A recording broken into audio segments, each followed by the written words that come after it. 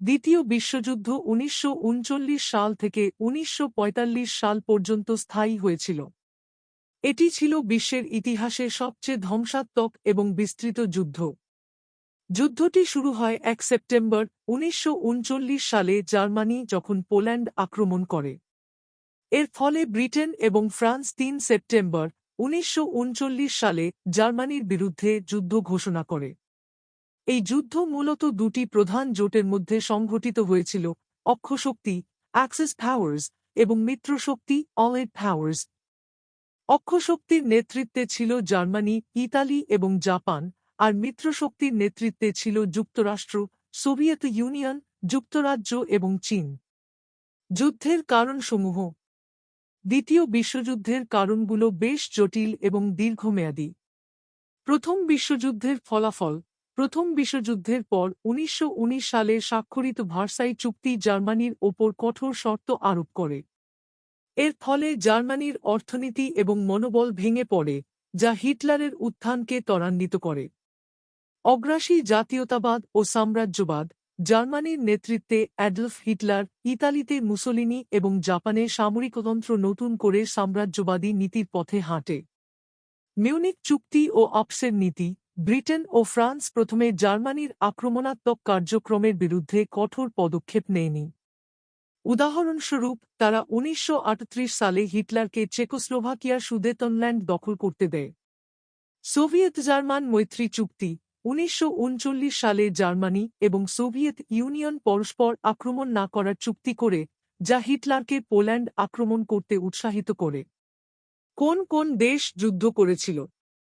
যুদ্ধটি প্রধানত Europe, Asia এবং আফ্রিকায় সংঘটিত হয়। অক্ষশক্তি জার্মানি, ইতালি এবং জাপান। মিত্রশক্তি যুক্তরাষ্ট্র, যুক্তরাজ্য, সোভিয়েত ইউনিয়ন, ফ্রান্স, চীন এবং আরও কয়েকটি দেশ। তৎকালীন ভারতবর্ষ ও বাংলাদেশের ওপর প্রভাব।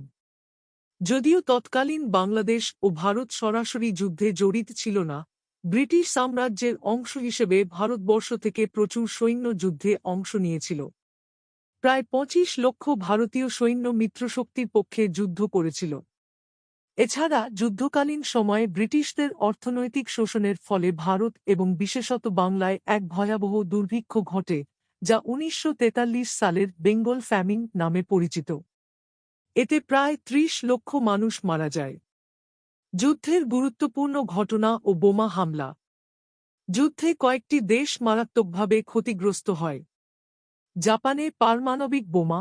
১৯৪৫ সালের আগস্টে মার্কিন যুক্তরাষ্ট্র জাপানের হিরোশিমা ও নাগাসাকিতে পারমাণবিক বোমা ফেলে।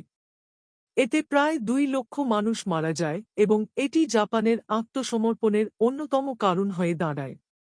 ইউরোপে বোমা হামলা। জার্মানি ও ব্রিটেনে ব্যাপক বিমান হামলা হয়, বিশেষত লন্ডনের ব্লিটজ এবং ড্রেসডেনের ধ্বংস। কোন দেশ বেশি ক্ষতিগ্রস্ত হয়? জার্মানি। যুদ্ধ শেষে জার্মানি ২ ভাগে বিভক্ত হয়: পূর্ব জার্মানি সোভিয়েত ইউনিয়নের অধীনে এবং পশ্চিম জার্মানি মিত্রশক্তির অধীনে।